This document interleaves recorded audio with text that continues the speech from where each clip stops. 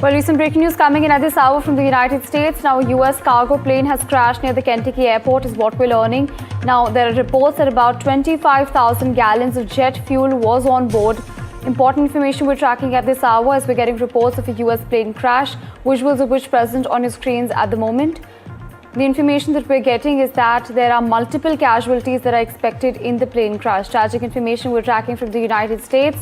The latest information that we're getting is that a cargo plane in fact crashed near Louisville International Airport in Kentucky of United States. Reports claim that at least 25,000 gallons of jet fuel was on board the aircraft at the time of the crash.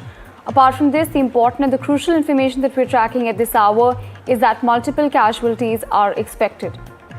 Important information we're tracking from the United States, a US cargo plane has crashed near the Kentucky airport.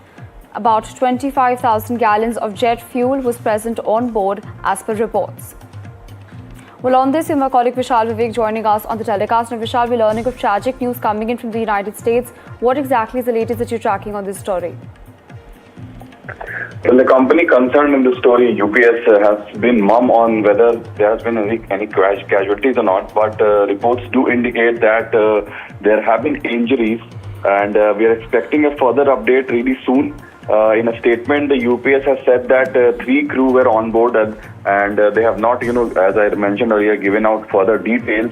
The visuals tell the story in this case because you've seen the huge explosion. It was visible from as far as 2 kilometers is what some reports indicate. We also have the first pictures from the Louisville plane crash.